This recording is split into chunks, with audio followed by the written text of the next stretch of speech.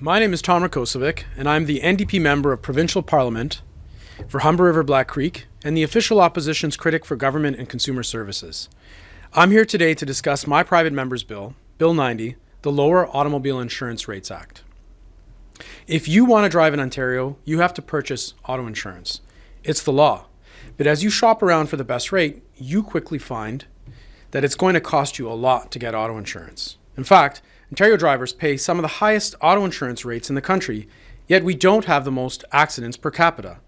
Even worse, people living in places like Brampton, Scarborough, and my lifelong home of Humber River Black Creek easily pay almost double the rates of most other places. All the while, the auto insurance industry rack up profits quarter after quarter, while Ontario's drivers are gouged. These auto insurance companies apply to the government regulator and are entitled to make 11 cents on every dollar they invest. Where else can you hope for this kind of profitability? Ontario's NDP has been fighting for fair auto insurance for many years.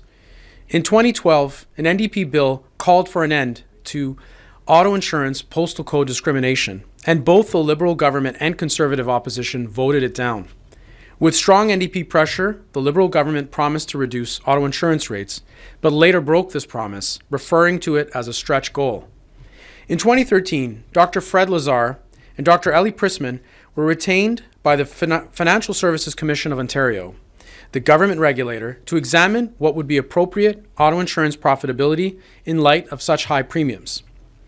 The former Liberal government and its regulator decided to ignore their recommendations, which would have brought relief to Ontario's drivers. Last year, Dr. Lazar reported that Ontario drivers have overpaid an estimated $5 billion in auto insurance premiums over the last 5 years. Today, auto insurance companies provide limited financial information to the government regulator to justify the premiums they charge Ontario's drivers. The government regulator allows these auto insurance companies to seek excessively high profitability in setting their rates, while Ontario drivers are gouged. This needs to change.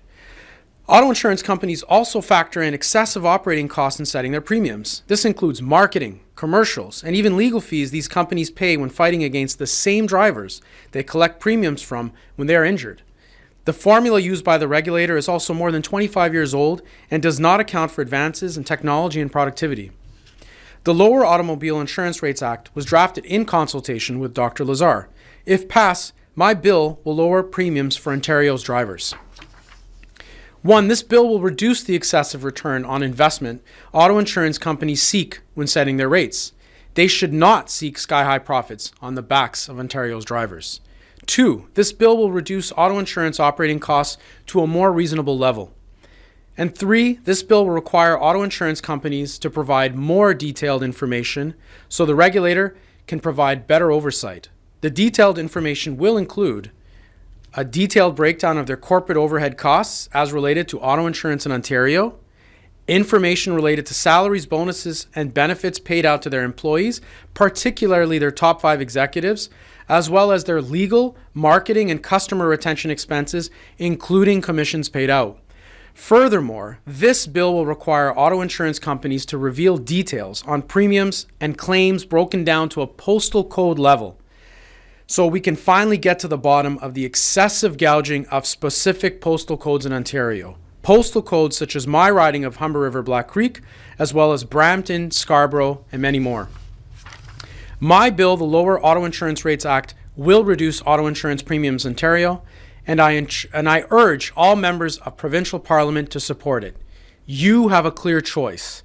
Are you for excessive auto insurance premiums, or are you with Ontario's drivers? Thank you for joining me today, and I'll take any questions you may have.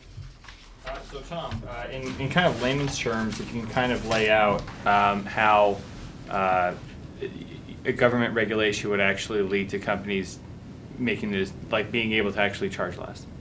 So when they set their premiums, the regulator allows them to ask for a return on investment, a return on equity of about 11%. We're asking for it to be reduced to 7%. Currently, 25% operating costs, we're asking for them to reduce that to 20%.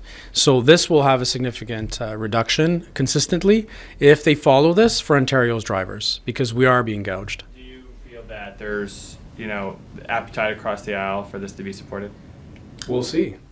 The choice is theirs. Are they for drivers or are they for auto insurance company profits? A big part of auto insurance is obviously the difference between age groups, between men and women. There's a whole lot of factors that go into them. How do you expect how is that power insurance company is supposed to, take all the little intricacies that are considered in the way that they set a premium, because it obviously depends on your demographic. I mean, how does that play into this? Because it seems like kind of a general wide swath, but obviously rates for men at a certain age range are much different for women at a certain age range. I mean, I know that's a huge part of the way auto insurance rates. So how do you address that? So the regulator is not getting a lot of information on the classes you describe. This will put an overall downward pressure. So you would expect all the classes in turn to have a reduction as well.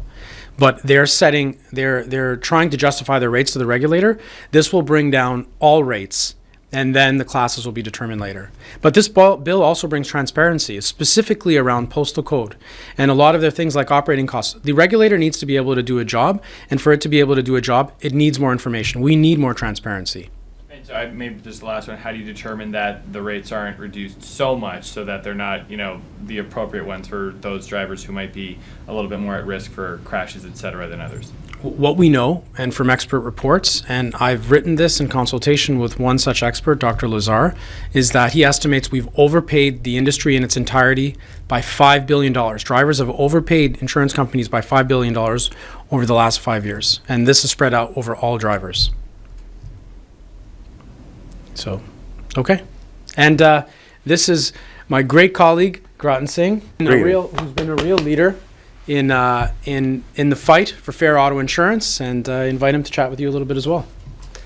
Now, I'm just here to say that Tom has put forward. Tom, first of all, is a committed and dedicated individual on this file. He is committed to the constituents of his riding. I've been to numerous town halls in his riding, and the people in Humber River Black Creek are really upset in regards to unfairness in auto insurance. And I think Tom has really gotten it right. I've read through the bill that he's put forward, and it truly does look at how we can, from a more granular level, look at the institution of insurance and how profitable it is, and how it's quite frankly making profits off the backs of everyday Ontarians. And it's not fair. And I really want to commend Tom for putting forward such a good piece of legislation. And I'm very hopeful as well that we'll actually see legislation passing through in this House that is actually going to have a real tangible effect on lowering rates, and not pieces of legislation that have huge loopholes that the Conservatives have recently passed that won't actually do so. So I want to commend him again. He is committed to his constituents. He is a very, an expert in this area. He's been on this file in his own capacity for a long time, and I'm just happy and excited to be beside him as he puts forward a piece of legislation that, if passed, will definitely have an impact for all Ontarians. One more. Are you all at all concerned about the resistance you might feel with the argument of government trying to influence itself too much in private companies and how they assess their rates? Well, one of the things we have to understand is that this is a government mandated insurance. This is already in the realm of something that is, you have to have insurance to drive a car, and the argument is quite simple. If we're going to have something which is mandatory and it's actually here to protect us, insurance often has become something that people feel like they need it. It's a pass to drive a car. It's not supposed to be that. Insurance is meant to be in the terrible situation you get into an accident, that it protects you and ensures that burden doesn't fall on the healthcare system. And I think that in that context, government should play a very active role in industry that, as Tom has stated, has charged Ontarians over $5.4 billion in overcharges.